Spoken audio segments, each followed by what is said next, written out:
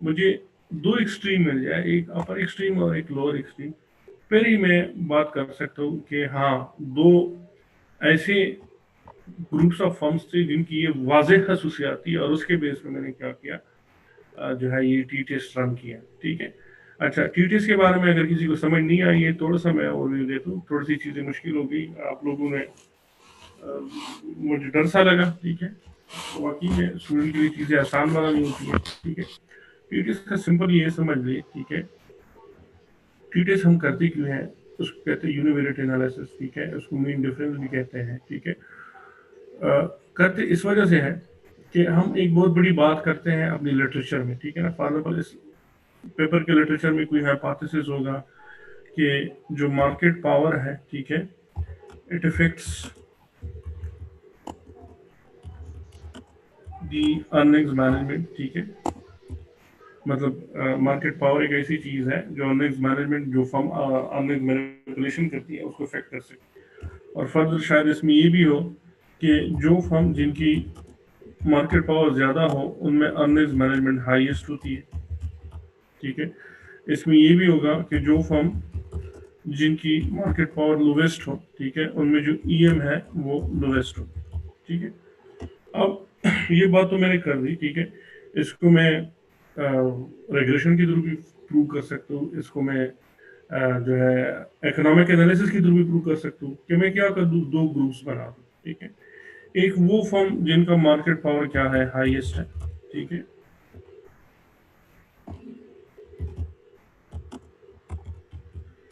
और एक वो फर्म जिनका मार्केट पावर क्या है, लोएस्ट है। ठीक है।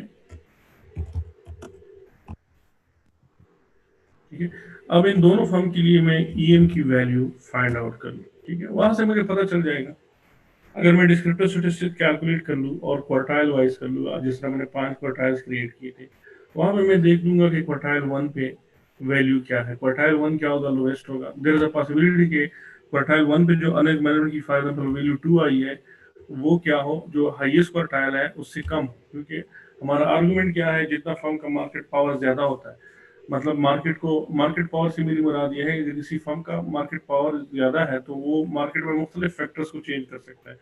कल भी मैंने आपको बताया था, फॉर एग्जाम्पल शुगर इंडस्ट्री है, उसमें एक फर्म है। ठीक है। सपोज करें आदम शुगर मिल। आदम शुगर मिल की अगर पावर ज़्यादा है, जैसे पॉसिबिलिटी कि वो प्राइस को मैनिपुलेट कर ले, जैसे पॉसिबिलिटी कि इवन वो सप्लाई ऑफ रॉ मटीरियल को मैनिपुलेट कर ले। ठीक है। मुख्तलिफ सिचुएशन हो सकती है, मार्केट पावर आपको मुख्तलिफ किस्म के इंसेंटिव दे सकती है। ठीक है। अब अगर मैं डिस्क्रिप्टिव वाइज कर लूँ तो उसको मैं कहता हूँ इकोनॉमिक एनालिसिस। अगर मैं दोनों के लिए डिस्क्रिप्टिव कैलकुलेट कर लूँ, ईएम का मीन जो है, for example highest market power के लिए 4 आया और लोएस्ट मार्केट पावर के लिए 2 आया, और यहाँ पे मैंने जो है आर्गुमेंट में क्या लिखता हूँ, for example in the above table of descriptive statistics,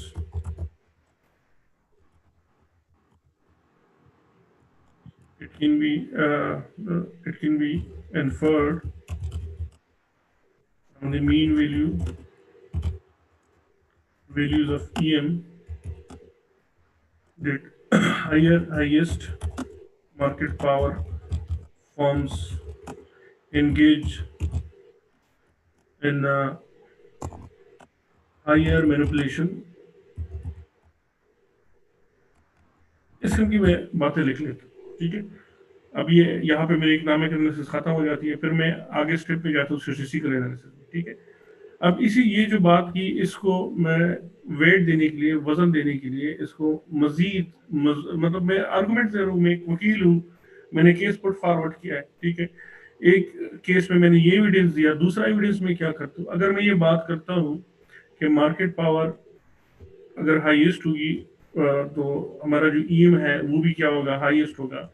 और अगर मार्केट पावर लोएस्ट है तो वो ईएम भी क्या होगा, लोएस्ट होगा। जज एकदम मुझसे कहता है ठीक है, ये तो इकोनॉमिकली आपने बात की, स्टैटिस्टिकली आप इसको प्रूव कर सकते हैं। आप कहते हैं हाँ बिल्कुल मैं प्रूव कर सकता हूँ। तो कहता है अच्छा ठीक है, आप प्रूव कर रहे हैं, तो आप क्या जाते हैं, आप मीन डिफरेंस पे चले जाते हैं। मीन डिफरेंस सिंपल क्या है कि आपके पास दो सैंपल्स ऑफ डेटा है। फॉर एग्जाम्पल इस केस में हमारे पास दो सैंपल्स है। ठीक है। सैंपल 1 क्या है, वो फर्म जिनका मार्केट पावर क्या है, हाईएस्ट है। और दूसरा क्या है, सैंपल 2। यहाँ पे मैं सैंपल 1 लिख लूँ। एग्जांपल 2, ठीक है। ये वो फॉर्म है जिसमें हमारे पास मार्केट पावर क्या है, लोवेस्ट है।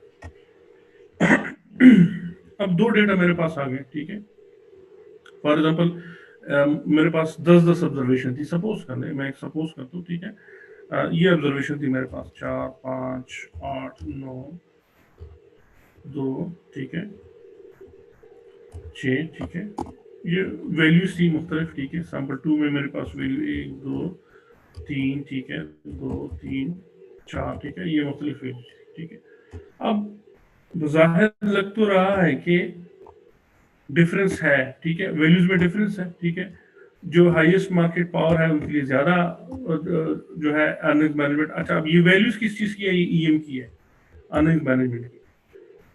जो हाईएस्ट मार्केट पावर वाली है उनके लिए ज़्यादा शो हो रहा है, और जो लोएस्ट मार्केट के लिए है उनके लिए क्या हो रहा है, लो शो हो रहा है, ठीक है। सिर्फ मैं इस बात को क्या करने के लिए, इस पे स्टैंप लगाने के लिए कि इसको मैं स्टेटिस्टिकली चेक करूँ या ना करूँ, मैं सॉफ्टवेयर से कहता हूँ कि मुझे बताएं कि ये डिफरेंस है, ये इतना सिग्निफिकेंस है, या ये जो डिफरेंस है ये इतना सिग्निफिकेंट है स्टेटिस्टिकली कि इसको इसको फर्दर क्या किया जाए, इन्वेस्टिगेट किया जाए, ठीक है। उसके लिए मैं क्या करता हूँ, उससे कहता हूँ कि टी टेस्ट रन कर ले। टी टेस्ट सिंपली क्या करता है, ठीक है, ये वैल्यूज को क्या करता है, इनका डिफरेंस निकाल लेता है, ठीक है। 4 - 1, ठीक है, इनमें डिफरेंस क्या है, 3 है, ठीक है। फर्दर ये और प्रोसेस करते करते, ठीक है, वो आपको एक वैल्यू दे देता है कि हाँ, इस जो डिफरेंस है, ठीक है, between these two sample form, वो क्या है, सिग्निफिकेंट है, ठीक है। उसका पहला हाइपोथेसिस क्या होता है, नल हाइपोथेसिस, जिसको हम नॉर्मली एच नॉट से डिनोट करते हैं। उस देखिए, हमेशा याद रखें कि स्टैटिस्टिक्स में जो भी चीज़ है, फॉर एग्जाम्पल अगर आपका एफ स्टैटिस्टिक्स है उसका भी नल हाइपोथेसिस है, अगर आपका आर स्क्वायर है उसका भी नल हाइपोथेसिस, जो भी चीज़ है स्टैटिस्टिक्स में हर चीज़ के पीछे एक नल हाइपोथेसिस मौजूद होता है। टी टेस्ट के पीछे जो नल हाइपोथेसिस है, टी टेस्ट कहता क्या है कि डिफरेंस ऑफ मीन या difference between two sample is equal to 0। इसका मतलब क्या है कि ये सारी वैल्यू सेम है। फॉर एग्जाम्पल अगर ये यहाँ पे इस साइड पे 1 है तो यहाँ पे भी 1 है, अगर इस साइड पे 2 है तो यहाँ पे भी 2 है, अगर इस साइड पे 3 है तो यहाँ पे भी 3 है, ठीक है। अगर इस साइड पे 2 है तो यहाँ पे भी 2 है, ठीक है। अगर इस साइड पे 3 है तो यहाँ पे भी 3 और यहाँ पे 4, ठीक है। लेकिन हालांकि हमने डेटा देखा कि ऐसा है नहीं, ठीक है। तो जो हमारे पास डिफरेंस आ रहा है, ठीक है, 0 आ रहा है, इसका तो मतलब हुआ कि जो लोएस्ट फॉर्म है जो और या लोएस्ट मार्केट वाले पावर वाले फॉर्म है या हाईएस्ट मार्केट वाले पावर वाले फॉर्म है, और में तो ईएम बिल्कुल सेम है, लेकिन ऐसा है नहीं, ठीक है। इस वजह से सबसे पहले वो अपना अल्टरनेट हाइपोथेसिस बनाते हैं, ठीक है। आप अपना अल्टरनेट है, आप अपने हाइपोथेसिस डिजाइन ही इस तरह करते हैं, तरीका ये है हाइपोथेसिस टेस्टिंग का, ठीक है, कि आप अपने कोशिश करते हैं कि आप अपने नल हाइपोथेसिस को रिजेक्ट कर लें, और नल हाइपोथेसिस रिजेक्ट तब होता है, ठीक है। अच्छा, अब इसका अल्टरनेट हाइपोथेसिस क्या होगा, ठीक है, जिसको मैं एच ए नाम देता हूँ। अल्टरनेट हाइपोथेसिस क्या है, difference between two sample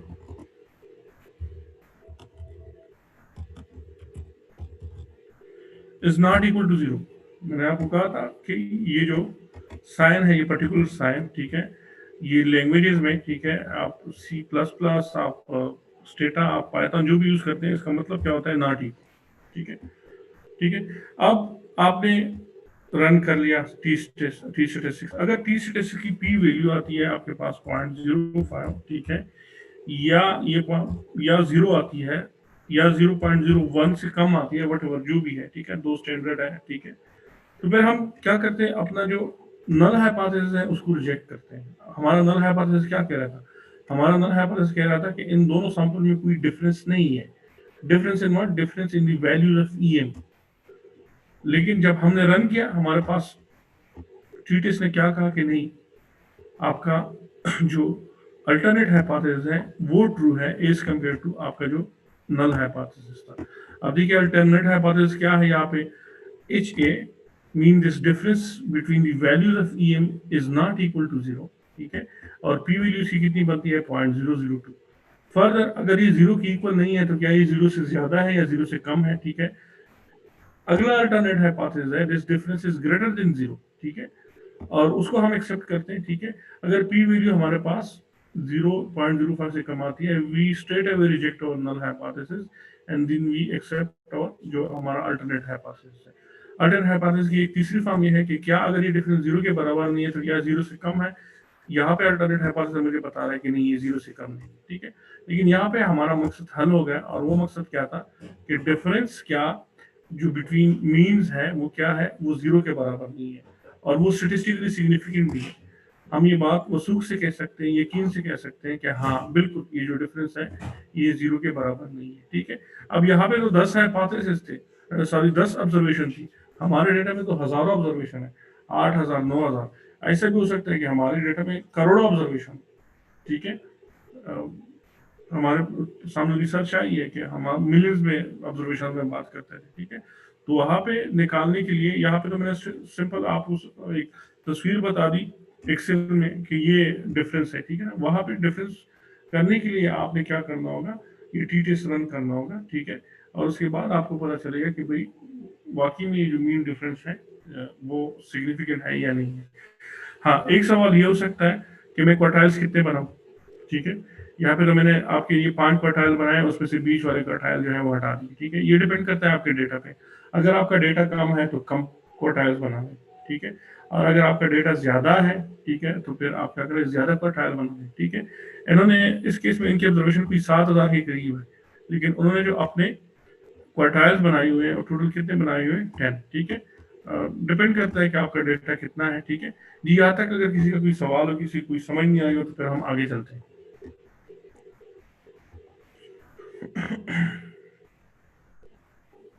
sir एक चीज यहाँ पे हमें जो सिखाया गया था कि टी स्टैटिस्टिक्स वहाँ पे यूज करते हैं जहाँ डाटा थोड़ा होता है, और जी स्टैटिस्टिक्स वहाँ पे यूज होता है जहाँ पे डाटा बहुत ज्यादा होता है। जी जी। इसका कोई लिंक है इस बात से जो अभी आपने टी टेस्ट रन किए? टी टेस्ट आप अगर डेटा ज्यादा है या कम है, ठीक है, इस पर कोई ऐसा इशू नहीं है, ठीक है। टी टेस्ट आप दोनों के लिए रन कर सकते हैं, अगर डेटा ज्यादा है या कम है, ठीक है। सिंपल आपने डिफरेंस ऑफ मीन्स निकालना है, और यहाँ स्टेटिस्टिक्स में लिखा भी हुआ है, ठीक है। अगर आप स्टेटिस्टिक्स में जाए, स्टेटिस्टिक्स के बाद आप समरी स्टेटिस्टिक्स, फिर क्लासिकल टेस्ट ऑफ हाइपोथेसिस, या फिर लिखा हुआ है T test, mean comparison test. अब आपका डेटा जितना भी हो उसने मीन कंपेयर करके आपने देना, ठीक है ना। तो टी और जेड की ये बात नहीं है कि जेड अगर डेटा ज्यादा है तो आप जेड यूज कर लें, ठीक है ना। जेड मेरे ख्याल में अभी यूज भी नहीं होता, ठीक है ना। ये बिल्ट इन आपके पास फंक्शन है, ठीक है। T test, mean comparison test, ठीक है। तो टी से आपका जो क्या कहते हैं मसला है वो हल हो जाएगा। इवन अगर आप इनको देख लें, इनकी ऑब्जर्वेशन काफी ज्यादा है, इनकी ऑब्जर्वेशन 7,000 से ज्यादा है, ठीक है। तो उन्होंने क्या किया हुआ है, टी स्टैटिस्टिक यूज किया हुआ है। जी इस्माइल रफीक।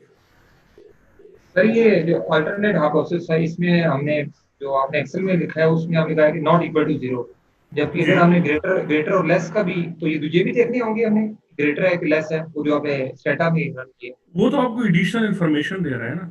स्टेटा ने क्या कहा ओके। आपको, स्टेटा ने सबसे पहले आपको कहा कि भाई नहीं, ये डिफरेंस ऑफ मीन जो है ये जीरो के बराबर नहीं है, ये सिग्निफिकेंट डिफरेंस है, ठीक है ना। अगर जीरो के बराबर होता तो इसका मतलब है दोनों सैंपल की वैल्यूज ही सेम है, ठीक है। फर्दर जी। स्टेटा आपको इंफॉर्मेशन दे रहे हैं कि क्या ये जो डिफरेंस है, अब डिफरेंस आया, ये डिफरेंस जीरो से ज्यादा है, ठीक है, या जीरो से कम है, ओके। ठीक है, डिपेंडिंग ऑन योर डेटा।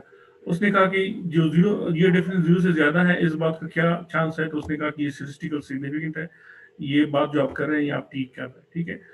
फिर स्टेटा ने पूछा कि क्या ये जो डिफरेंस है ये जीरो से कम है, ठीक है, मीन्स ये नेगेटिव में है। जो नेगेटिव वैल्यूज है वो जीरो से कम होती है ना। मतलब हाँ, यहाँ से हमें पता चला कि डिफरेंस है, फिर यहाँ से हमें पता चला कि डिफरेंस पॉजिटिव है, तीसरे साइड पे हमें पता चला कि डिफरेंस जो है वो जीरो से नीचे नहीं है। इसका मतलब क्या हुआ कि नेगेटिव वैल्यू नहीं है जो डिफरेंस है, ठीक है। इससे ये भी पता चलता है कि आपका जो एक क्वार्टाइल है उसकी उसकी जो ईन की वैल्यू है वो ज्यादा है दूसरे क्वार्टाइल से। वो क्वार्टाइल 1 भी हो सकता है, वो क्वार्टाइल 2 भी हो सकता है। Are we clear? Yes sir. ठीक हो, मेरे ख्याल में इस पेपर को छोड़ देते हैं, ठीक है, अगले टॉपिक पे आते हैं, ठीक है। इसके एनालिसिस आप रन कर सकते हैं, ठीक है। आप लोगों के पास सारी चीजें मौजूद है। हाँ, अगर मैं ये एक रिग्रेशन रन कर लूँ, रिग्रेस, ठीक है, सपोज कर लें मेरे पास जो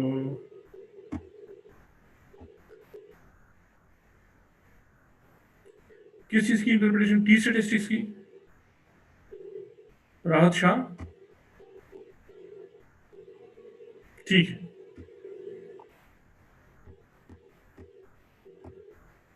आपके पास टी स्टैटिस्टिक्स आ गया, ठीक है।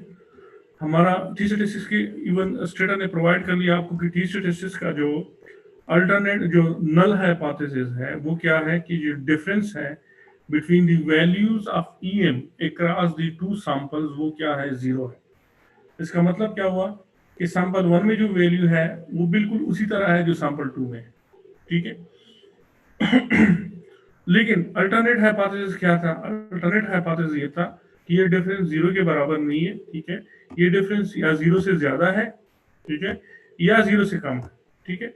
आपने टेस्ट रन कर लिया, अब ये पहले लेके जा चुके हैं, ये चीजें पहले लेके जा चुकी है, ठीक है। अगर टी स्टैटिस्टिक्स आपने स्टडी करना है, जिस पेपर ने इसको पहले दिया हुआ है, ठीक है, जिसने इसको पब्लिश किया हुआ है, ठीक है, उस पेपर को देख ले, उसने पहले से ये अल्टरनेट हाइपोथेसिस अपने साथ लिख ली है और ये नल हाइपोथेसिस भी लिख लिया। उसने इस तरह लिख लिया कि जो डिफरेंस ऑफ मीन है, ठीक है,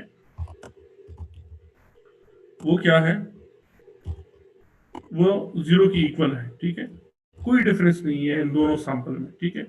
और अल्टरनेट हाइपोथेसिस भी लिख लिया कि डिफरेंस जो है वो जीरो के बराबर नहीं है, ठीक है। अल्टरनेट हाइपोथेसिस आपकी मल्टीपल भी हो सकता है, उसने कहा कि ये डिफरेंस जीरो से ज्यादा भी हो सकता है, ये डिफरेंस जीरो से कम भी हो सकता है, ठीक है। जब आपने डेटा रन कर लिया जिस तरह हमने रन किया, ठीक है ना, उसके बाद आपके पास ये वैल्यूज आ गई, ठीक है। इन वैल्यूज में सबसे जो इंपॉर्टेंट वैल्यूज है, बाकी वैल्यूज को छोड़ दे, ठीक है। टी स्टैटिस्टिक्स में जो इंपॉर्टेंट वैल्यू है, ठीक है, वो है आपका जो पी वैल्यूज आई है, ठीक है। पी वैल्यूज आपको बताती है कि अब आपने अल्टरनेट हाइपोथेसिस को एक्सेप्ट करना है या आपने नल हाइपोथेसिस को एक्सेप्ट करना है। हमेशा याद रखें जब आपकी पी वैल्यू सिग्निफिकेंट आए, मींस उसकी वैल्यू 0.05 या 0.01 से कम आए, तो आप क्या करते हैं, आप अपने नल हाइपोथेसिस को रिजेक्ट करते हैं, ठीक है। अब तीनों केसेस में देख लें। फर्स्ट केस में देख लें कि जो डिफरेंस है वो जीरो के बराबर नहीं है। अगर ये वैल्यू 0. सपोज करें 15 आती, ये जो पी वैल्यू है, ठीक है, ये अगर 0.15 आती, ठीक है, तो आप कहते कि नहीं, ये जो डिफरेंस है ये जीरो के बराबर नहीं है। I am rejecting my alternate hypothesis and I am accepting my null hypothesis. लेकिन चूंकि इस केस में ये आया है 0.002, इस केस में आप क्या करेंगे, आई एम रिजेक्टिंग माई जो नल हाइपोथेसिस है, I am rejecting my null hypothesis which says the difference between the means या the difference between two sample data is equal to zero. I am rejecting this particular argument. I am accepting the argument that the difference between the values of these two samples is basically not equal to zero. अगर zero की equal होती तो दोनों बराबर थे, तो इसका मतलब है कि तो हमें आगे जाना ही नहीं चाहिए था। इसका तो मतलब था कि मार्केट पावर जो भी हो, ये जो इनके दरमियान जो डिफरेंस है वो इतना सिग्निफिकेंट नहीं है। लेकिन यहाँ पी वैल्यू आपको बताती है कि हाँ डिफरेंस है, ये जीरो के बराबर नहीं है। फिर फर्दर अल्टरनेट हाइपोथेसिस आपको बताती है कि क्या ये जीरो से ज्यादा है, मतलब अगर डिफरेंस है तो कितना है, जीरो से कम है या जीरो से ज्यादा है, तो वो आपको बताता है कि जीरो से ज्यादा है, ठीक है। यहाँ से इवन हमें पता चलता है कि ये जो दो ग्रुप्स हमने बनाए हैं, ठीक है, इसमें से कोई एक ग्रुप है, ठीक है। बेसिकली हम ये सॉफ्टवेयर डिफरेंस कैलकुलेट किस तरह करता है, एक सैंपल में से दूसरे सैंपल का जो वैल्यू है वो माइनस करता है। वो जो वैल्यू आती है, ठीक है, अगर नेगेटिव आई इसका मतलब है ये जीरो से कम है, अगर पॉजिटिव आई तो इसका मतलब है जीरो से ज्यादा है। तो इसका मतलब है वन सैंपल में या वन ग्रुप ऑफ सैंपल में ये जो हमारा वैल्यू है वो ज्यादा है दूसरे सैंपल से, इसी वजह से ये हमें पॉजिटिव दे रहा है, कहता है कि जो डिफरेंस है ये पॉजिटिव, ये जीरो से ज्यादा है, ठीक है। तीसरा जो नल हाइपोथेसिस है, सॉरी अल्टरनेट हाइपोथेसिस है कि difference is not lesser than zero, sorry the difference is lesser than zero. वहां पे ये क्या कर रहा है, पी वैल्यू शो कर रहा है जो बहुत ही ज्यादा है। इस केस में हम क्या करते हैं, इस हाइपोथेसिस को रिजेक्ट करते हैं, ठीक है। ये हाइपोथेसिस तो रिजेक्ट हो गया था जो हमारे पास नल हाइपोथेसिस था, वो यहाँ स्ट्रेट अवे रिजेक्ट हो गया कि भाई ये डिफरेंस है हमारे पास, difference is not equal to zero, ठीक है। सो फॉर दैट रीजन हमने वहां पे ये जो नल हाइपोथेसिस बनाया हुआ था ये रिजेक्ट किया हुआ था। उसके बाद हमारे दूसरे हाइपोथेसिस थे। एक हाइपोथेसिस ये था कि अगर डिफरेंस है तो क्या वो 0 से ज्यादा है, वो हमें पता चला कि हाँ 0 से ज्यादा है। दूसरा, क्या वो 0 से कम है? नहीं, वो 0 से कम नहीं है, क्योंकि इसकी पी वैल्यू जो है वो 0.05 से काफी ज्यादा है। सर ये 2 सैंपल थे हमारे पास ग्रुप, तो 3 पी जी, वैल्यूज हमारे पास हैं। 3 ये P P, value sir basically ये हमारे हमारी जो जो जो इंटरेस्ट की जो पी वैल्यू है, ठीक है ना, वो ये वाली है। हमें यहाँ पे पता चला कि भाई डिफरेंस है, ठीक है। फर्दर सॉफ्टवेयर आपको फैसिलिटेट कर रहा है, वो आपको बता रहा है कि क्या ये डिफरेंस 0 से ज्यादा है, ठीक है। फर्दर इसकी स्टेटिस्टिकल क्या कहते हैं, एक स्टेटिस्टिकल स्टैंप इस पे लगा रहा है कि हाँ डिफरेंस भी है, और डिफरेंस के अलावा ये डिफरेंस 0 से ज्यादा है, ठीक है। फर्दर स्टेटा ने आपको फैसिलिटेट किया, ठीक है। आपके जो मेन हाइपोथेसिस थे वो तो यही थे, it's not difference is equal to 0, ठीक है। जो आपका अल्टरनेट हाइपोथेसिस था वो क्या था कि difference is not equal to 0, difference is not equal to 0 आपने एक्सेप्ट किया। वाई? क्योंकि पी वैल्यू थी वो 0.01 या 0.05 से कम आई है, ठीक है। And for that reason you reject your null hypothesis, ठीक है। बाकी जो हाइपोथेसिस है वो एडिशनल अल्टरनेट हाइपोथेसिस है, उसके बेस पे कोई नल हाइपोथेसिस नहीं है कि फॉर एग्जांपल मैं कहूँ कि ये जो अल्टरनेट हाइपोथेसिस है इसके बेस पे कोई नल हाइपोथेसिस है, नहीं। नहीं सर वो क्लियर है। जी सिर्फ ये था कि इसमें पी वैल्यू डिफरेंट क्यों है, वो 0.0002 है और ये 0.0001 है, वो 0.99 है। ये दो वैल्यूज जो है 0.0001 और 0.99, ये क्यों आ गई? वो तो क्यों? हमें पॉइंट। जी। अच्छा, ये क्यों आ गए? ये हाँ स्टेटिस्टिक्स आपको बता रहा है, स्टेटिस्टिक्स आपको बता रहा है कि चले ये वैल्यूज तो 0 से 0 के बराबर नहीं है, ठीक है ना, लेकिन सही। क्या ये 0 से कम है? अगर डिफरेंस आ रहा है तो वो जो डिफरेंस है क्या वो 0 से कम है, ठीक है। स्टेटिस्टिक्स बता रहा है आपको कि नहीं, हमें ऐसा कोई क्या कहते हैं प्रूफ नहीं मिला। अगर हमें प्रूफ मिला होता तो ये वैल्यू जो थी वो 0.01 या 0.05 से कम होती, लेकिन स्टेटिस्टिक्स आपको बता रहा है कि हमें ऐसा कोई सबूत नहीं मिला कि जो डिफरेंस है ये 0 से कम है। लेकिन हाँ, इस बात का सबूत मिला है कि ये डिफरेंस जो है ये 0 से ज्यादा है, ठीक है। ये कोई एडिशनल क्या है इंफॉर्मेशन नहीं है, ठीक है। पी वैल्यू का डिफरेंट होना, ठीक है, इस बात को बताता है कि कितनी ये बात आप वसूख से कह रहे हैं, ठीक है। यहाँ पे आप बात यकीनी नहीं कह रहे, यहाँ पे आपके पास गलती का बहुत बड़ा इस्तेमाल है। यहाँ पे आपको स्टेटिस्टिक्स बता रहा है कि भाई ये जो वैल्यू है ये 0 के एटलीस्ट 0 से नीचे नहीं है, ये क्या है 0 से ज्यादा है। लेकिन आप अगर देख लें, इसने भी अगर टी स्टेटिस्टिक्स की वैल्यू जो है प्रोवाइड की है, इसने क्या किया हुआ है, सिंपल यहाँ से क्या उठाया हुआ है, ये देखिए आपके काम की जो चीज है वो ये है टी, ये वैल्यू उठाई हुई है, और इसके ऊपर उसने क्या लगाए हुए, 3 स्टार लगाए हुए। लेकिन किस बेस पे? यहाँ इन बाकी दो हाइपोथेसिस की तरफ देखने की जरूरत भी नहीं है, ठीक है। मैं सिंपली क्या कर लूंगा, ये वैल्यू में क्या कर लूंगा, यहाँ से कॉपी कर लूंगा, ठीक है। यहाँ पे मैंने क्या किया, पेस्ट किया, ठीक है। ये जो टी वैल्यू थी, अब मैं इस पे स्टार लगाता हूँ। जो स्टार क्या होते हैं, जो मुझे बताते हैं कि ये जो टी स्टेटिस्टिक्स आया ये सिग्निफिकेंट है या इनसिग्निफिकेंट है। ये सिग्निफिकेंट है क्योंकि हमारे पास इसकी जो वैल्यू है ये 0.002 है, which is way lesser than 0.01। फिर इन हाइपोथेसिस की तरफ जाने की जरूरत ही नहीं है, ठीक है। हमने सिर्फ ये प्रूफ करना था कि डिफरेंस है और सिग्निफिकेंट डिफरेंस है। अब वो डिफरेंस 0 से ज्यादा है या 0 से कम है, ये हमारे काम की बात नहीं है। हमारे काम की बात यहाँ से पूरी होगी, ठीक है। ये 3.7026 आ गया, ठीक है। उसके ऊपर मैं क्या करता हूँ, 3 स्टार लगा देता हूँ, ठीक है। जो क्या करेगा, इस बात को क्लियर कर देगा कि वाकई में ये जो डिफरेंस है ये हाईली सिग्निफिकेंट डिफरेंस, ठीक है। मतलब इसको फर्दर इन्वेस्टिगेट होना चाहिए, ठीक है। फिर मैं क्या करता हूँ, अब यहाँ पे मेरी एनालिसिस कंप्लीट नहीं होती क्योंकि ईएम जो है सर सिर्फ। जी जी। हमें कैसे पता चलेगा 1 स्टार 2 स्टार या 3 स्टार लगाने हैं? अगर आपकी सिग्निफिकेंस 99%, नहीं सर, ये सभी 3.7026 है। नहीं, this is not P value. ये 3.706 इसको हम कहते हैं कोएफिशिएंट, ये टी वैल्यू है, टी टेस्ट की एक वैल्यू है, वो आई है। सिग्निफिकेंस क्या बताता है, ये आपकी जो पी वैल्यू है यहाँ पे ये वाला, ठीक है। अब ये आया है 0.002, ठीक है। इसका मतलब क्या है, ठीक है। आपके पास दो बेंचमार्क्स हैं, आपके पास दो वैल्यूज है जिससे आप अपनी पी वैल्यू कंपेयर करते हैं। एक है 0.01, ठीक है, एक है 0.05, ठीक है। 0.01 आपको क्या बताता है?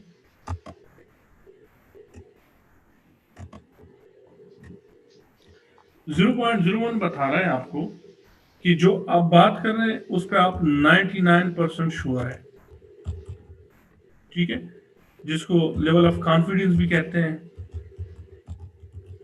जिसको स्टैटिस्टिकल सिग्निफिकेंस भी कहते हैं, ठीक है।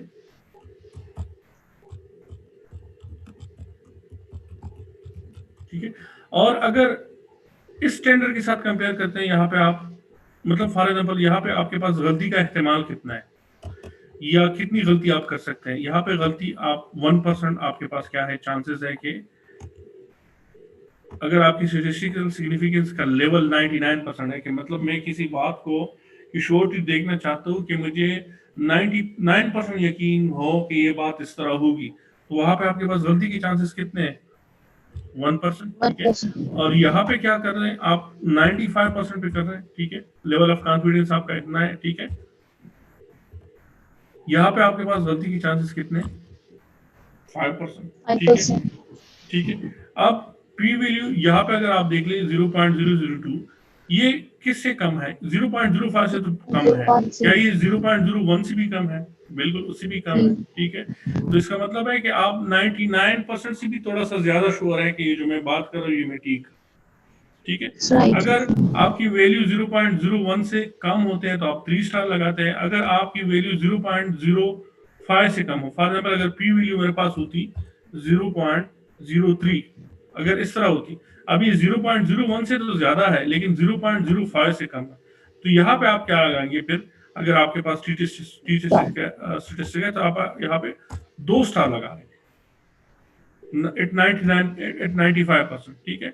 और अगर आपके पास बड़े लिबरल लोग भी है कि वो कहते हैं कि नहीं 10% भी देखना चाहिए, कि अगर आपके पास जो कॉन्फिडेंस लेवल है वो 90% है, ठीक है, ठीक है, 90% है, ठीक है, या आपके पास गलती का जो चांस है वो 10% है, ठीक है, ऐसे भी लोग करते हैं, ठीक है। अगर आपके पास ये जो वैल्यू है सपोज करने आ जाए 0.07, अब ये 0.01 से भी ज्यादा है, ये 0.05 से भी ज्यादा है, लेकिन ये 0.10 से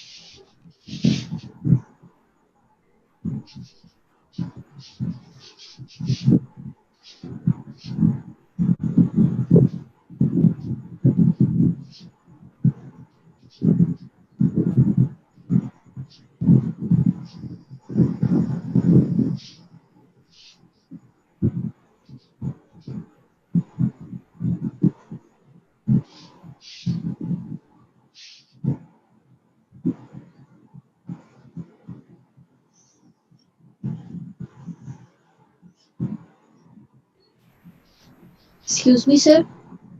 जी जी सर ये जो टेबल आपके सामने है अभी ऊपर, ये पीडीएफ फाइल वाली, जी जी ठीक है, मैं चला जाता हूँ उस टेबल में।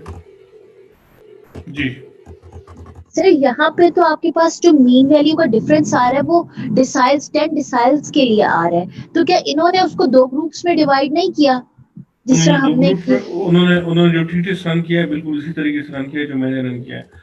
उन्होंने टी टेस्ट में ये 2 भी इंक्लूड नहीं किया है, 3 भी नहीं किया, 4 भी नहीं किया। इवन यहाँ पे आपको पता चलता है कि डिफरेंस यहाँ पे, ये देखिए जरा पढ़ ले, difference between absolute discretionary accruals या difference between the earnings management of the highest and lowest adjusted learner index after t-test, ठीक है।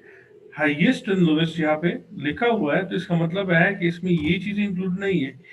इवन अगर मैं यहाँ पे चला जाऊँ, ये टी-टेस्ट फिर रन कर लूँ आप लोगों के लिए, और मैं उन 5 क्वार्टाइल्स के थ्रू रन कर लूँ, ठीक है। मैं यहाँ पे गया क्लासिकल टेस्ट ऑफ हाइपोथेसिस, ठीक है, यहाँ पे गया, ठीक है। उसी वेरिएबल के लिए मैं क्या करूँ, टू सैंपल यूजिंग ग्रुप्स, ठीक है, और मैं कहता हूँ कि कमांड को रिपीट कर, ठीक है, कमांड को रिपीट कर, ये जो मैंने क्वार्टाइल्स बनाए थे 5 क्वार्टाइल्स, ठीक है, ये वाले, ठीक है, बल्कि नहीं, ये मैं हो गया, ठीक है। अगर मैं इसे कहता हूँ कि ग्रुप्स की बजाय जो ग्रुप्स वेरिएबल हमने क्रिएट किया था, जिसमें 2 हमने ग्रुप्स बनाए थे, मैं इसे कहता हूँ कि नहीं, ये जो लर्नर इंडेक्स का 5 क्वार्टाइल्स हमने बनाए थे, इसके बेस पे कर, ठीक है। देखिए यहाँ पे इसने क्या किया, more than 2 groups form, only 2 allowed. उसने क्या तो सर वहाँ वैल्यू उनके आगे आ रही थी, तो वो थोड़ा कंफ्यूज कर रही थी कि शायद नहीं, और वो तो डिसाइड उसने समझाने के लिए किया होगा कि फॉर एग्जांपल अगर फर्स्ट क्वार्टाइल है तो वहां पे एब्सोल्यूट डिस्क्रिशनरी एक्रूवल्स की जो मीन है, ठीक है ना, वो इतना आ रहा है, ठीक है ना। इसी तरह अगर सेकंड क्वार्टाइल है तो इतना है, अगर थर्ड क्वार्टाइल है तो इतना है, फोर्थ क्वार्टाइल है तो इतना है, ठीक है। तो इसमें कोई ऐसी चीज नहीं है कि उसने जो है कोई और अनोखी चीज की है। उसने वही किया जो अभी हमने किया। ये 2 3 4 5 6 7 8 ये 9 यहाँ तक ये एक्सक्लूड किए हैं, और जो टी टेस्ट स्टैटिस्टिक्स रन किया है वो लोवेस्ट और हाईएस्ट के लिए रन किया है, ठीक है। सर हम अगर इसमें ये 2 ही शो करें, बाकी ना शो करें, तो इसमें प्रॉब्लम तो नहीं है? नहीं, कोई मतलब बहुत प्रॉब्लम रखता है नहीं है, कोई भाई प्रॉब्लम मैंडेटरी नहीं। कोई प्रॉब्लम नहीं है। लेकिन ये है कि क्वार्टाइल्स बेस अगर आप डेटा शो करते हैं, डेटा थोड़ा सा डिटेल्ड बन जाता है। आपका जो रीडर है, ठीक है ना, आपका काम देखता है, थोड़ा सा वो इंटीमेट भी होता है कि काम बहुत ज्यादा हुआ है, ठीक है। एक आपका टेबल भी बढ़ जाता है, ठीक है, just for the sake of this purpose, और उसका कोई खास पर्पस नहीं है, ठीक है। अच्छा, इसके अलावा कल हमने देखा था कि HHI को उसने कहीं भी यूज नहीं किया हुआ है, जो हस्बैंड हस्बैंडाल इंडेक्स है, ठीक है। लेकिन एक जगह उसने उसके थ्रू क्या किया है, कंपटीशन एनालिसिस की है, और कंपटीशन एनालिसिस उसने टी स्टैटिस्टिक्स के बेस पे ही की है, ठीक है। किस तरह की हुई है, उसने मार्केट को डिवाइड किया हुआ है, ठीक है। अभी तो हम क्वार्टाइल जो बनाए थे वो किस बेस पे बनाए थे, क्वार्टाइल जो हमने बनाए थे वो लर्नर इंडेक्स के बेस पे बनाए थे। लेकिन फर्दर उसने जो कंपटीशन के बेस पे उसने एनालिसिस की है, उसने क्या किया हुआ है, चाइनीज मार्केट और ताइवान मार्केट में, ठीक है, 15 इंडस्ट्रीज, 15 इंडस्ट्रीज, ठीक है, और 15 यहाँ पे उसने इंडस्ट्री एनालिसिस की हुई है। ये चाइनीज मार्केट है, ये चाइनीज ताइपे है, ठीक है। ये इनका HHI होगा, ये एब्सोल्यूट डिस्क्रिशनरी होगा, उनके लिए भी उसने टी टेस्ट रन किया है। लेकिन उसने क्या किया हुआ है, इंडस्ट्री वाइज किया हुआ है। We examined the impact of market competition on earnings management. Discretionary accrual using HHI is a measure of market concentration. The result of a simple t-test presented in the first row of table 5. The HHI was 0.203 in the Chinese market. ठीक है, अब ये पूरे market के लिए उसने किया है, ठीक है। अब चाइनीज मार्केट में भी मेरे ख्याल में 15 इंडस्ट्रीज है, ठीक है, 15 इंडस्ट्रीज की HHI और 15 इंडस्ट्रीज का जो डिस्क्रिशनरी एक्रूवल है, ठीक है। इसी तरह जो चाइनीज ताइपे या तो ताइवान की जो मार्केट है, ठीक है, उसके लिए भी इतना है, ठीक है। अब उसने 2 ग्रुप्स क्रिएट किए, उसने चाइनीज मार्केट को 1 दिया होगा, ताइवानीज मार्केट को उसने 2 दिया होगा, और उसके बेस पे उसने क्या किया है, पीवी जो टी स्टैटिस्टिक्स है वो कैलकुलेट किया हुआ है।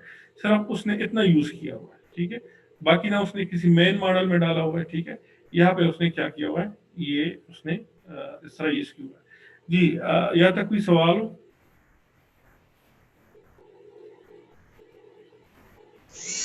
सर इट इज पॉसिबल कि हम अगर 2 कंट्रीज की पूरी स्टॉक मार्केट्स में जितनी लिस्टेड कंपनीज हैं उनका एनालिसिस कर सके। मतलब फॉर एग्जांपल आपके पास 5,000 से ज्यादा कंपनीज हैं न्यूयॉर्क स्टॉक एक्सचेंज में, और तकरीबन हाँ, ये डिपेंड करता है कि आपको उस डेटा की एक्सेस है कि नहीं है, ठीक है। फॉर एग्जांपल अगर आप न्यूयॉर्क स्टॉक एक्सचेंज या दुनिया की किसी भी स्टॉक एक्सचेंज पर रिसर्च करना चाहते हैं, ठीक है ना, आपको मेंबरशिप लेनी होगी डेटाबेस की। अब दुनिया का सबसे बड़ा डेटाबेस है आपके पास कंप्यूस्टेट, सॉरी, ठीक है, सॉरी, डेटा स्ट्रीम के नाम से एक डेटाबेस है, उसकी मेंबरशिप आपने लेनी होगी और उस मेंबरशिप पे आपके तकरीबन तकरीबन इंडिविजुअल अगर मेंबरशिप है कोई तकरीबन 700 से 800 डॉलर्स आएंगे, ठीक है। और वो भी एक स्पेसिफिक अरसे के लिए होगी, फॉर एग्जाम्पल 3 महीने के लिए, 4 महीने के लिए, 5 महीने के लिए। हाँ, ये हो सकता है कि फॉर एग्जाम्पल आप पीएचडी कर रहे हैं किसी ऐसी यूनिवर्सिटी से जिन्होंने उसकी मेंबरशिप ली हुई है। जिस तरह हम पीएचडी कर रहे थे तो हमारे लिए डेटाबेसेस की मेंबरशिप पहले से ली गई थी, हम वहां से फ्री डेटा जो है वो एक्सट्रैक्ट कर सकते हैं, ठीक है। अब भी हमें डेटा की जरूरत हो, हम अपने दोस्तों या हमारे जूनियर्स है जो भी है, ठीक है, उनसे हम डेटा मंगा लेते हैं, ठीक है। लेकिन ये डेटा फ्रीली अवेलेबल नहीं है जिस तरह आपके जहन में है, ठीक है। अच्छा, डेटा से याद आया, इससे पहले मैंने एक वेबसाइट खोली, this is very informative for you people, ठीक है। अगर आपने रिसर्च स्टार्ट करनी है, डेटा के प्रॉब्लम हो जो भी, इवन यहाँ पे रिसर्च टॉपिक की हेल्प भी आपको मिल जाएगी, ठीक है ना। ये बड़ा कंप्रहेंसिव डेटा है पाकिस्तान में, ठीक है। इसमें कोई डेटा ओपन डेटा है जो उसने दिया हुआ है, ठीक है ना। फॉर एग्जाम्पल शेयर प्राइसेस की, कुछ और की फाइनेंशियल, ठीक है। इसी तरह कुछ मैक्रो इकोनॉमिक डेटा, ठीक है। कुछ जो है प्रीमियम डेटा है, ठीक है। यहाँ पे ओनरशिप और गवर्नेंस का डेटा है, फाइनेंशियल स्टेटमेंट डेटा, और ये बिल्कुल एनालिसिस के फॉर्म में आपको मिलेगा। डेटाबेसिस से डेटा लेने की सबसे अच्छी बात यह है कि वो आपको उस फॉर्म में डेटा देता है कि वो रेडी टू मेड होता है, ठीक है। ये opendoors.pk है, ठीक है। ये वेबसाइट है, ये आपने साथ नोट कर ले, ठीक है। कहीं भी आपको डेटा की जरूरत हो, ठीक है। अच्छा, ये मैं प्रमोट क्यों कर रहा हूँ, ठीक है। फर्स्ट ऑफ ऑल इसमें मेरा अपना कोई पर्सनल स्टेक नहीं है, ठीक है। लेकिन इस वेबसाइट को यूज करते हुए हमने बहुत सारे काम किए जब ये फ्री था। ये फ्री किस तरह था, ये हमारे एक टीचर है, शायद आप लोगों ने नाम सुना हो, डॉक्टर अताउल्लाह शाह। स्टेटा में उनका काफी काम है, स्टेटा में उनकी कुछ कमांड है जो मैं आप लोगों को दिखाऊंगा, ठीक है, जब वो टाइम आएगा इंशाल्लाह, ठीक है। तो ये opendoors.pk है, ये आपके बहुत काम आएगा। आपको पाकिस्तान स्टार्स के बारे में जितना भी डेटा बाकी वेबसाइट्स पे, फॉर एग्जाम्पल बिजनेस रिकॉर्डर पे, ये है वो बड़ा हैजर्ड है, वो रेडी टू यूज नहीं है। इनसे आप डेटा जो है लेंगे और बड़ी नॉमिनल अमाउंट है इनकी, जो क्या कहते हैं डेटा हेल्प या जो डेटा वो आपको प्रोवाइड करते हैं, वो इतनी इनकी बड़ी फीस वगैरह नहीं है। लेकिन सिंपली ये बताने के लिए कि पाकिस्तान में कुछ ऐसे लोग हैं, ठीक है, जो रिसर्चर के लिए इतनी फैसिलिटेशन उन्होंने क्रिएट की हुई है। देखिए इस पे कितना ओपन डेटा आपके पास अवेलेबल है, ठीक है। तो हमने भी जब अपनी बीबीए की से रिसर्च हमने स्टार्ट की, बीबीए में, पर एमबीए में, हमने इसी वेबसाइट से हेल्प लेके डेटा कलेक्ट करके, हमारे लिए तो फ्री था, हम उनकी स्टूडेंट थे, ठीक है। आपने नाम सुना होगा आप लोगों ने, आर्म साइंसेस, ठीक है, वहां से हम पढ़े थे और वहां पे वो होते हैं, ठीक है, काफी जो है हेल्पफुल बंदे। अब रिसर्च में चले जाएं, ठीक है। रिसर्च टॉपिक्स गाइडलाइंस इसमें है, research topics in finance, journal and databases के, फॉर एग्जांपल जर्नल्स, वो जर्नल जहाँ पे आपके रिसर्च पब्लिश होती है।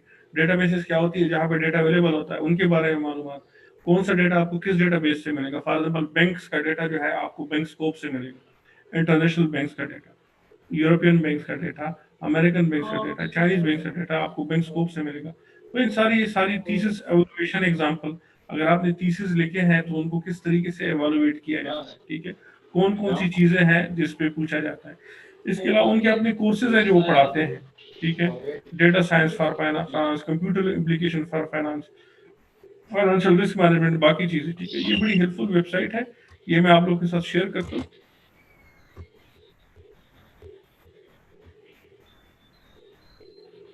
कहाँ गया ये, ऐसी साइट जी जी, इंटरनेशनल मार्केट की के डाटा के लिए भी अगर कोई हो तो वो भी प्लीज शेयर कीजिएगा। ठीक है। Besides इंटरनेशनल डेटा के the लिए investing.com है। investing.com पे आपको 5 साल का डेटा फ्री मिलता है। फॉर एग्जाम्पल 2019 से लेके 2015 तक मिल जाएगा। उसके बाद अगर आपने लेना है तो वो आपसे पेमेंट डिमांड करेगा। लेकिन investing.com की जो क्या कहते हैं जो प्राइसेस है वो काफी कम है, ठीक है, इवन ओपन डोर से भी कम है। जो investing.com है वो सारा इंटरनेशनल डेटा है, ठीक है, उसमें पाकिस्तान का डेटा। हाँ, जिस डेटाबेस से आपने डेटा लेना है उसकी रिलायबिलिटी भी होनी चाहिए। रिलायबिलिटी ये से मुराद ये है, आपने देखा होगा अक्सर पेपर में कि मैंने इतना डेटा लिया, इतने फर्म्स का डेटा लिया और फलाने डेटाबेस से लिया।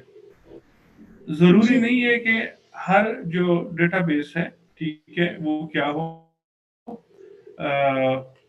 हर जो डेटाबेस है वो रिलायबल हो, ठीक है। आप देखते हैं पेपर में जितनी भी बड़े बड़े डेटाबेस है, जिसमें डेटा स्ट्रीम हो गया, कंप्यूस्टेट हो गया, ठीक है ना, CSRP हो गया, ठीक है, चाइनीज डेटा के लिहाज से सी स्मार हो गया, ठीक है, रिसेट हो गया, विंड हो गया, ठीक है, मुख्तलिफ डेटाबेसेस है, ठीक है, लेकिन ये सारे पेड है, इसकी आपने मेंबरशिप लेनी हो, ठीक है। इन्वेस्टिंग.com एक फ्री डेटाबेस है, ठीक है, और पेपर्स में मेंशन भी होता है कि for example I had taken my data या we had taken this data from इन्वेस्टिंग.com, एक रिलायबल सोर्स है, ठीक है, और उसकी जो प्राइसेस है वो भी कम है, ठीक है।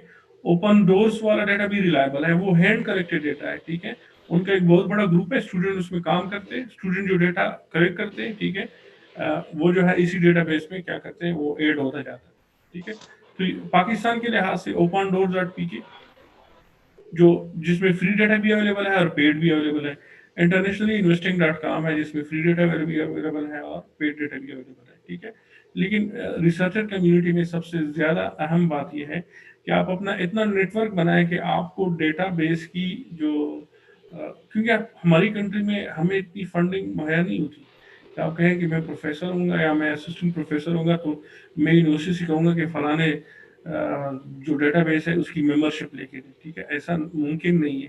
पाकिस्तान में वाहिद एक यूनिवर्सिटी थी, national university of science and technology, जिनका स्कूल था नस्ब बिजनेस स्कूल, उन्होंने सिर्फ 1 साल के लिए डेटा स्ट्रीम की मेंबरशिप ली थी, ठीक है, और उस 1 साल के लिए तकरीबन 1.5 लाख थे कि 2 लाख रुपए आए थे। इसके अलावा मुझे किसी भी यूनिवर्सिटी का पाकिस्तान के उस पर मुझे पता नहीं या शायद किसी ने लिया हो, इवन लम्स में भी आपको एक्सेस नहीं, ठीक है। फॉर दैट रीजन आपने इंटरनेशनल कोलेबोरेशन या इंटरनेशनल नेटवर्किंग कायम करनी होगी, ठीक है। और उन डेटाबेसेस का सबसे सबसे अच्छी बात यह है कि आपको ऐसे फॉर्म में डेटा दे देते हैं कि वो रेडी टू क्या है एनालिसिस होता है। जो डेटा मैं आप लोगों के साथ शेयर करता हूँ, ठीक है, फॉर एग्जाम्पल ये वाला डेटा है मुझे इसी फॉर्म में मिलता है, ठीक है, सिवाय कभी कभी इस तरह हो जाता है कि कोड के साथ सी आ जाता है, बाकी सारा अगर मेरा एनुअल डेटा है तो इस तरह आ जाता है। अब ये तो रेडी टू यूज है, मैं एक्सेल से कॉपी करके यहाँ पे मैं सिंपल कॉपी करूंगा और अपने जितनी भी मैंने उस पर एनालिसिस रन करना है मैं रन करूंगा। तो सबसे मजा उनका जो अच्छी बात है उनकी ये है। अच्छा, फ्री डेटा किस ईयर्स तक अवेलेबल होगा ओपन डोर.pk पे? शबीर जहरा बेटा आप खुद इसको विजिट कर लें, मैंने आपको रास्ता बता दिया। This is a sort of river, this is a sort of sea, अब आपने खुद इसको पार करना है, ठीक है। But this is very good source of data Pakistani firms के लिहाज से, इवन आपको रिसर्च की बहुत हेल्प मिल जाती है। इसमें एक सेक्शन है कि आजकल किस के एरियाज में ज्यादा रिसर्च हो रही है, आपको अपने टॉपिक सिलेक्शन में बड़ी मदद मिल सकती है, ठीक है। इवन अगर आपने डॉक्टर अता साहब जो है, ठीक है, हमारे उस्ताद मोहतरम, वो तो इतने आगे जा चुके कि आपने फॉर एग्जाम्पल किसी एनालिसिस में फंसे हुए, ठीक है, आपको कहीं से भी हेल्प नहीं मिल रही, ठीक है, उनके पास आप अपना जो है मसला वो कर ले। वो और बात है कि वो जो है आपसे पेमेंट लेंगे या नहीं लेंगे, आई डोंट नो, लेकिन वो हेल्प करते रहते हैं। सर लिखा हुआ है पैसे लेंगे, वो देखिए वक्त आ जाता है ना, बहुत टाइम उन्होंने फ्री रखा इस चीज को, ठीक है ना। सर ऐसा भी हुआ कि इसी वेबसाइट से डेटा लिया गया, दूसरे लोगों ने अपने नाम से इसको पब्लिश किया, फॉर एग्जाम्पल ये हमारा डेटा है, तो वहां पे फिर आप क्या करते हैं, देखिए free, there are no free lunches, और जब आप फ्री लंचेस देते हैं फिर सिचुएशन बहुत खराब होती है, लोग चीजों को काफी टेकन फॉर ग्रांटेड लेते हैं, ठीक है। ऑनेस्टली आपने देखा होगा लाइफ में, ठीक है ना, आप हमेशा कोशिश कर अगर अपने जो बच्चे होते हैं उनकी भी परवरिश इस तरीके से करते हैं कि आप कोशिश करते हैं कि उनको फ्री लंचेस ना मिले, थोड़ी सी तक दो, थोड़ी सी कोशिश उनको करनी पड़े। तो उस वजह से उस चीज को जो है बंद करना पड़ा। ये तो 2010 में हमारी बीबीए कंप्लीट हो गई, ठीक है, 2010 2014 तक हमारी जो है, बल्कि 2013 में हमारी पीएचडी शुरू हुई। तो एमएस और एमबीए जो था हमने फ्री डेटा सीखी जो वहां पे अवेलेबल था, ठीक है, और ये उनकी अपनी कोशिश की थी, ठीक है। आज भी मुझे इतना अंदाजा है कि अगर कोई आर्म साइंसेज में पढ़ रहा है उसी इंस्टीट्यूट में, उनको शायद ये freely available, but for outside sources, ठीक है, फॉर सम रीजन उसको ये करना पड़ा कि इस चीज को क्या कर ले, पेड कर ले, ठीक है। अच्छा बेटा यहाँ तक हो गया, ठीक है, थोड़ा सा जी जी एमएस के लेवल पर जब हमने अपना रिसर्च करनी है तो हमें ये बताया गया था आप पाकिस्तानी डेटा पे अगर सिर्फ पाकिस्तानी डेटा पे करेंगे तो वो पब्लिश नहीं होगा। आपको इंटरनेशनल मार्केट से डेटा उनकी कंपनीज का उनके सेक्टर्स का एनालिसिस करके लेना पड़ेगा। लेकिन हम एमएस नहीं लेवल पे बेटा, हमारी तो इतनी बहुत एक्सेस सारे नहीं है ना। बहुत सारे इम्पैक्ट फैक्टर्स मैं आपको दिखा दूंगा जो पाकिस्तानी डेटा पे होंगे। बात वही है कि आप अपना आर्गुमेंट किस तरह बिल्ड करते हैं, आपका काम जो है वो नॉवल है कि नहीं है। हाँ, रिसर्च काफी आगे जा चुकी है और उसकी रीजन ये है कि डेटा अवेलेबिलिटी, पाकिस्तान में डेटा अवेलेबिलिटी का इशू है। हम पीछे इस वजह से रह जाते हैं कि जो टॉपिक हमने करने हैं वो इंटरनेशनली हो जाते हैं क्योंकि उनके सर, पास वो डेटा अवेलेबल होता है। एक्सक्यूज जी मी जी सर, जी जी। सर ये है कि अगर हम पाकिस्तान से सारा डाटा उठाएंगे फर्म वगैरह से या स्टॉक एक्सचेंज किसी भी जगह से जैसे आप बता रहे हैं, तो सर जो हमारा इम्पैक्ट पड़ेगा हमारे आर्टिकल पर वो मैंने तो वैसे यानी जजमेंट ये किया कि अगर ब्रॉड से या बाहर से फॉरेन से